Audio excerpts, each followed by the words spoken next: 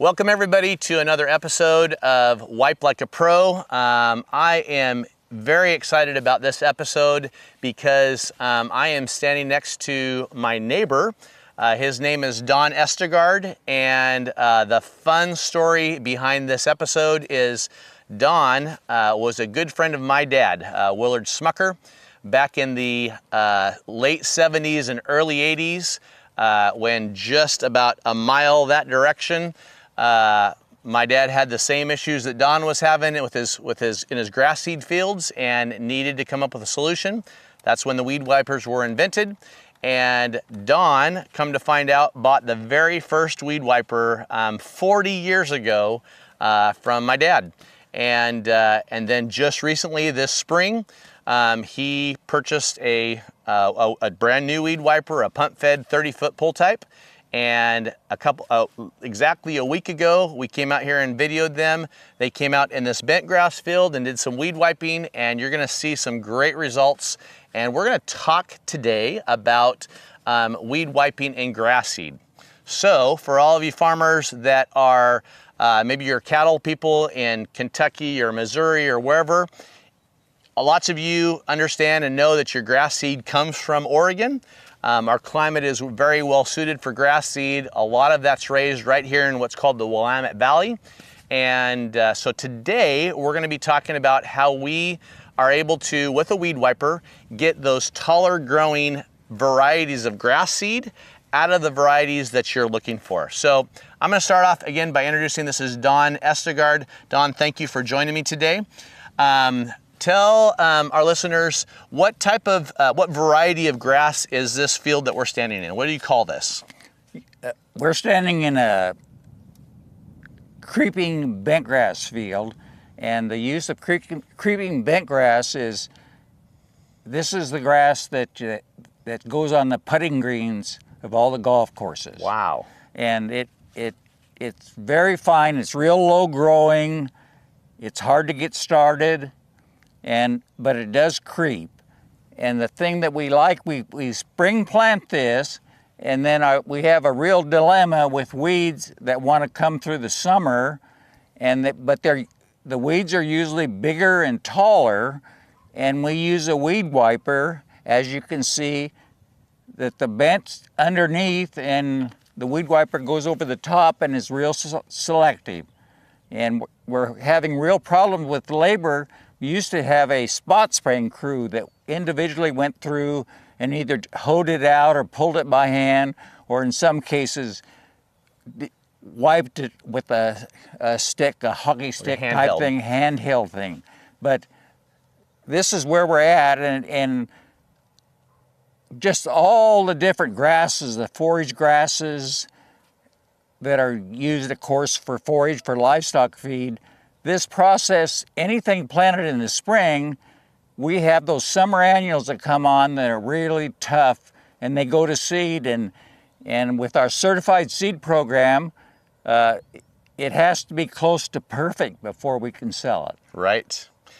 You know, Don and I were talking about this. One interesting thing, and I'm gonna say a lot of you pasture guys or hay people that are dealing with things like Johnson grass or thistles in your pastures, you're really dealing with the same issue, especially Johnson grass. And the reason I want to make that association is, like you're seeing in this field behind us, you can see, and you'll see in the video as we're wiping this, you know, this creeping bentgrass is really low growing. So that would simulate like the grasses you're using in your pastures.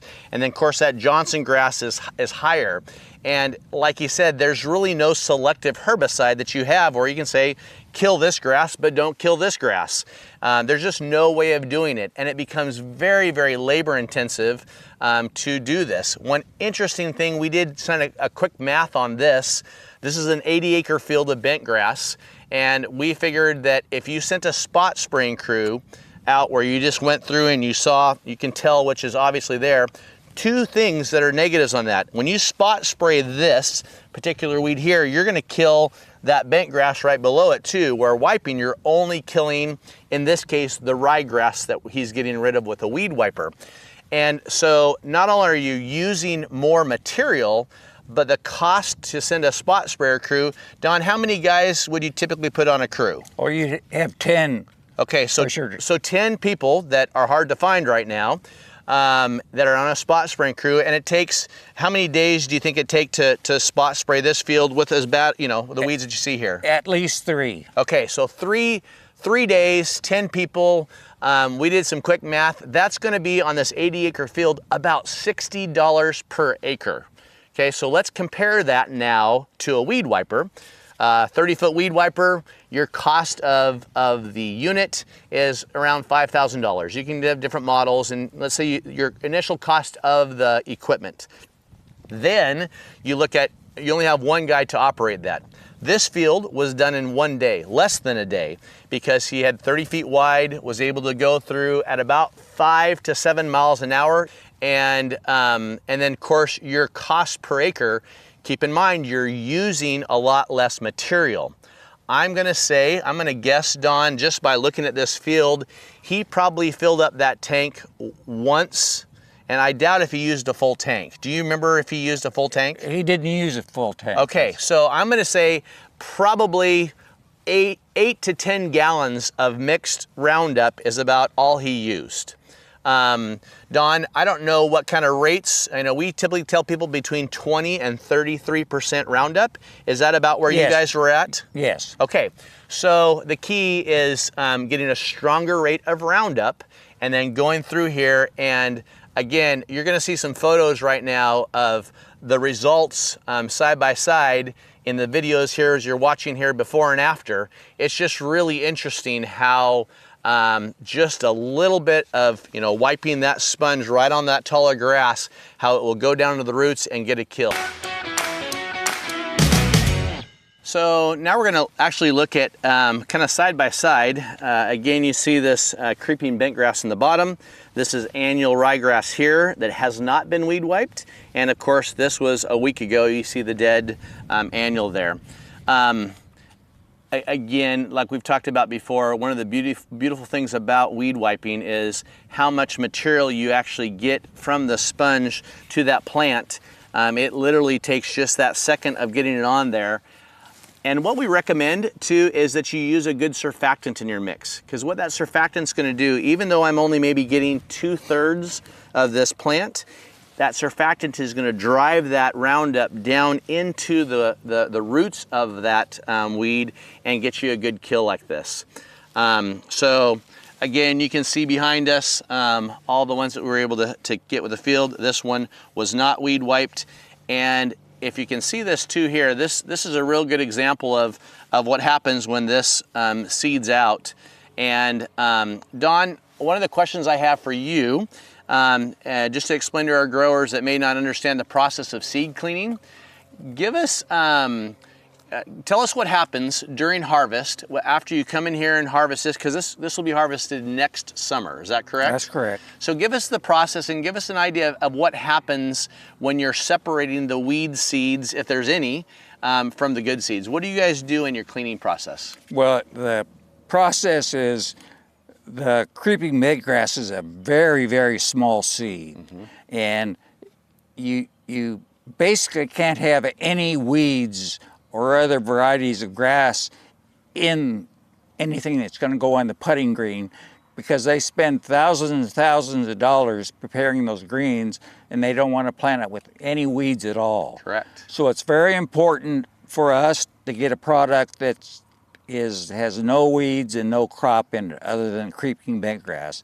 So we have our own seed cleaning plant, and we combine this with a regular grain combine, and then that product goes to the warehouse, and we do what we scalp it first thing, and that is just take maybe the short straws, the bigger seeds that are weeds, and then we go through a process of running it through about 6 different machines has air and screening, and if it's a rough seed coat on a weed seed, it'll catch it and take it out.